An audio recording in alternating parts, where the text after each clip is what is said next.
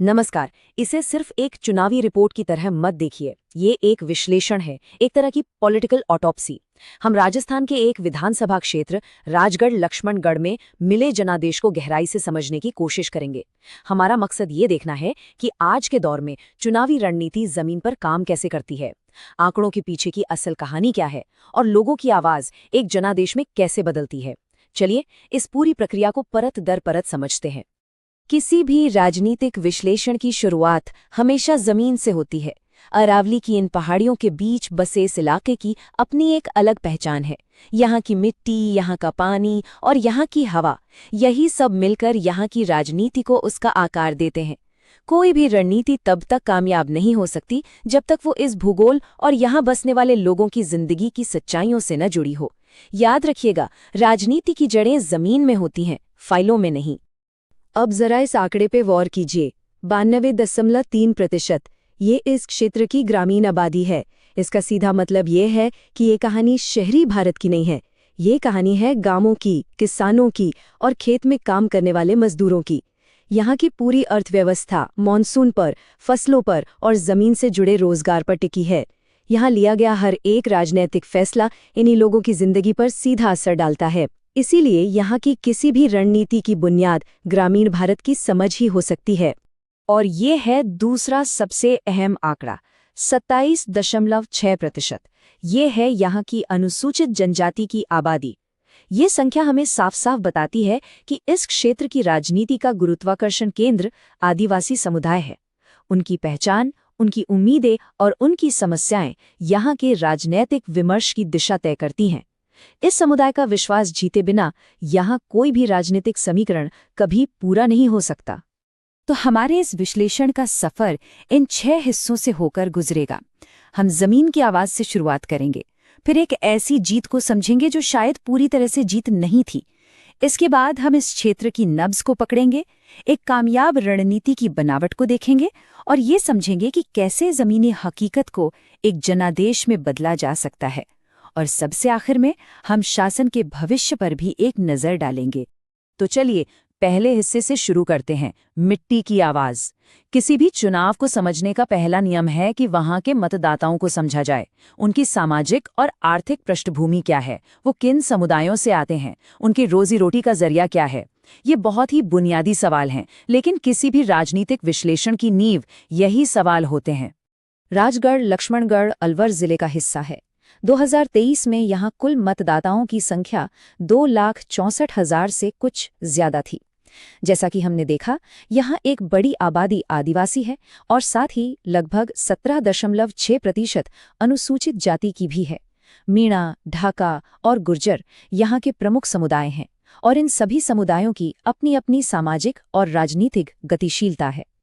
अर्थव्यवस्था पूरी तरह से खेती पर आधारित है, जिसमें बाजरा और दालें मुख्य फसलें हैं। ये प्रोफाइल हमें एक साफ तस्वीर देती है कि हम किस तरह के समाज की बात कर रहे हैं। अब हम इस विश्लेषण की सबसे दिलचस्प पहेली पर आते हैं। 2023 के चुनाव में एक ऐसी स्थिति बनी जिसे हम कह सकते हैं एक जीत जो पूरी जीत नहीं थी। आंकड़े एक कहानी कह रहे थे, लेकिन जमीन का नतीजा उस कहानी से थोड़ा अलग था। ऐसा क्यों हुआ, इसे समझना बहुत जरूरी है। जरा इन आंकड़ों को देखिए। इंडियन नेशनल कांग्रेस के उम्मीदवार श्री मांगीलाल मीणा को 50.25% वोट मिले। ये एक साफ बहुमत है, यानी आधे से ज्यादा मतदाताओं ने उनके पक्ष में वोट दिया। वहीं बीजेपी को 38.11% वोट मिले। पहली नज़र में तो ये एक तरफा और निर्णायक जीत लगती है, लेकिन राजनीति हमेशा उतनी सीधी नहीं होती जितनी आंकड़ों में नजर आती है। तो सवाल यही उठता है कि अगर उम्मीदवार को व्यक्तिगत तौर पर इतना बड़ा बहुमत मिला, तो फिर बड़े स्तर पर गठबंधन को वो सफलता क्यों नहीं मिली जिसकी उम्मीद की जा रही थी? क्या वोट सिर्फ उम्मीदवार के नाम पर मिला, पार्टी या गठबंधन के नाम पर नहीं? क्या गठबंधन के साथियों का वोट पूरी तरह से ट्रांसफर नहीं हो पाया? यहीं से असली गहरी पड़ताल शुरू होती है। इस पहेली को सुलझाने के लिए हमें आज से थोड़ा पीछे जाकर इतिहास को देखना होगा। हमें इस क्षेत्र के पुराने चुनावी पैटर्न समझने होंगे और सबसे जरूरी, हमें मतदाताओं की शिकायतों और उनकी असल समस्याओं को सुनना होगा, क्योंकि राजनीति की याददाश्त बहुत गहरी होती है। आज का जो जनादेश है वो कल के अनुभवों और आने वाले कल की उम्मीदों से मिलकर ही बनता है। इस टाइमलाइन पर जरा ध्यान से नजर डालिए। ये आदिवासी वोटों के बदलते स्वभाव को दिखाती है। 2008 में कांग्रेस मजबूत थी, लेकिन 2013 में देखिए कांग्रेस का वोट शेयर गिरकर सिर्फ 5.83% रह गया, एक बहुत बड़ी गिरावट। उस साल एनपीपी का उम्मीदवार जीता, जो ये दिखाता है कि यहाँ के मतदाता किसी एक पार्टी से बंधे हुए नहीं हैं। फिर 2018 में कांग्रेस ने जबरदस्त वापसी की और 2023 में वे अपनी बढ़त बनाए रखने में कामयाब रहे। वहीं दूसरी तरफ बीजेपी का वोट शेयर धीरे धीरे लेकिन लगातार बढ़ा है। ये साफ दिखाता है कि आदिवासी वोट निर्णायक तो हैं, लेकिन बहुत अस्थिर भी है। अब बात करते हैं लोगों की असल समस्याओं की। सबसे बड़ी और 5 स्टार रेटिंग वाली समस्या है पानी और सिंचाई। जब 92% आबादी खेती पर निर्भर हो तो पानी सिर्फ एक सुविधा नहीं रहता, वो जिंदगी और मौत का सवाल बन जाता है। सूखे कुएं, मॉनसून का कोई भरोसा नहीं और सिंचाई के साधनों की कमी, ये यहाँ की सबसे बड़ी पीड़ा है। दूसरी बड़ी चिंता है नौकरियां और बेरोजगारी। हर घर में युवा हैं जिन्हें काम चाहिए। जब स्थानीय स्तर पर मौके नहीं मिलते तो उन्हें रोजगार के लिए शहरों की तरफ पलायन करना पड़ता है। ये सिर्फ एक आर्थिक मुद्दा नहीं है, ये एक सामाजिक और भावनात्मक मुद्दा भी है।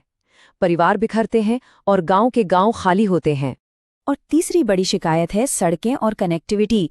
खराब सड़कें सिर्फ आने जाने में मुश्किल पैदा नहीं करती, इसका मतलब है कि बीमार व्यक्ति वक्त पर अस्पताल नहीं पहुंच पाता, बच्चे ठीक से स्कूल नहीं जा सकते और किसान अपनी फसल को मंडी तक नहीं ले जा सकता। ये विकास की सबसे बुनियादी सीढ़ी है और यहाँ इस पर अभी बहुत काम करने की जरूरत है। देखिए, जब हम इन शिकायतों को सुनते हैं तो ये सिर्फ चुनाव जीतने के लिए डेटा इकट्ठा करना नहीं होता। इस काम की नींव एक बहुत ही सरल सिद्धांत पर टिकी है, हर एक व्यक्ति की गरिमा का सम्मान। एक जिम्मेदार राजनीतिक संवाद वहीं से शुरू होता है, जहां हम लोगों की समस्याओं को सम्मान के साथ सुनते हैं और उन्हें सिर्फ एक वोट बैंक की तरह नहीं देखते। तो ठीक है, हमने समस्याओं को समझ लिया, नब्ज पकड़ ली, हमने देख लिया कि जमीनी हकीकत क्या है। अब हम समाधान की तरफ बढ़ते हैं। इन चुनौतियों का सामना करने के लिए एक बहुत ही संरचित और बहुआयामी रणनीति की जरूरत थी। आइए उस रणनीति की संरचना को समझते हैं। किसी भी रणनीति की शुरुआत अपनी ताकत और कमजोरी को पहचानने से होती है। उम्मीदवार श्री मांगीलाल मीणा एक अनुभवी आदिवासी नेता हैं। उनकी छवि साफ सुथरी है और वो शिक्षित भी हैं। ये सब उनकी व्यक्तिगत ताकत है। लेकिन लड़ाई सिर्फ उम्मीदवार की नहीं होती, चुनौतियां व्यवस्थागत थीं। बीजेपी का मजबूत संगठनात्मक ढांचा, दूसरे दलों के द्वारा वोट काटने का खतरा और केंद्र सरकार की योजनाओं का बढ़ता प्रभाव, ये असली प्रणालीगत खतरे थे जिनसे निपटना था। इन चुनौतियों से निपटने के लिए एक चतुर्मुख सिद्धांत यानी 4 आयामी दृष्टिकोण अपनाया गया। पहला चेहरा था चुनावी यानी आदिवासी और ओबीसी वोटों को बूथ स्तर पर एकजुट करना। दूसरा चेहरा था कथात्मक यानी चुनाव को आदिवासी विकास बनाम उपेक्षा की लड़ाई के तौर पर पेश करना। तीसरा चेहरा था संगठनात्मक यानी जमीनी कार्यकर्ताओं को फिर से सक्रिय करना। और चौथा चेहरा था संसाधन का यानी अभियान को डेटा आधारित तरीके से चलाना। हर एक चेहरे का एक स्पष्ट लक्ष्य था। एक अच्छी रणनीति कागज पर तो बहुत अच्छी लगती है, लेकिन उसकी असली परीक्षा जमीन पर होती है।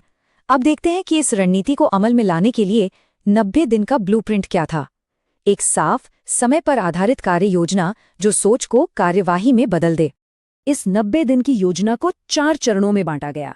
पहले 30 दिन जमीनी खुफिया जानकारी जुटाने और गठबंधन में तालमेल बिठाने के थे।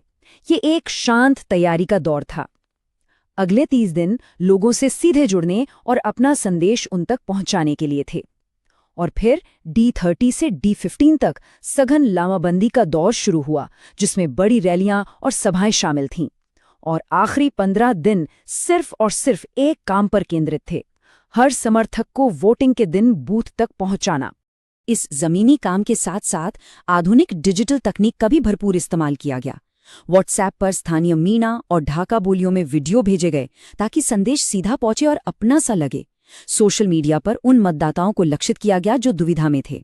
घर घर अभियान को ट्रैक करने के लिए जीपीएस सक्षम ऐप का इस्तेमाल हुआ और एक 24/7 डिजिटल वॉर रूम बनाया गया ताकि किसी भी अफवाह या हमले का तुरंत जवाब दिया जा सके। लेकिन जब हम इन शक्तिशाली डिजिटल उपकरणों का इस्तेमाल करते हैं तो एक नई और बहुत बड़ी जिम्मेदारी भी आती है। भारत के डीपीडीपी कानून के तहत मतदाता की निजता और सहमति का सम्मान करना सिर्फ एक कानूनी बाध्यता नहीं है, ये विश्वास बनाने का एक मौलिक स्तंभ है। अगर आप लोगों के डेटा का दुरुपयोग करते हैं तो आप उनका भरोसा तोड़ते हैं, और एक बार टूटा हुआ भरोसा वापस जीतना बहुत मुश्किल होता है। अब हम अपने विश्लेषण के अंतिम चरण में हैं। राजगढ़ लक्ष्मणगढ़ का ये गहन अध्ययन हमें स्थानीय स्तर पर भारतीय लोकतंत्र के विकास के बारे में क्या बताता है?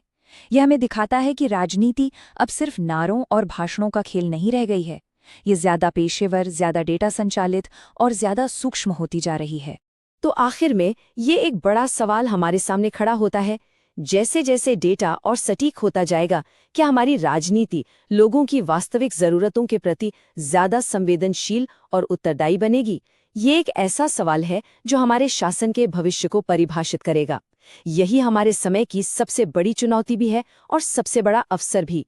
यदि आप एक जन केंद्रित नेता बनना चाहते हैं और अपने निर्वाचन क्षेत्र का उत्थान करना चाहते हैं तो blueprintstrategies.ai से mag@blueprintstrategies.ai पर संपर्क करें या 080-42041-602 पर कॉल करें। राजनीति से परे उद्देश्य।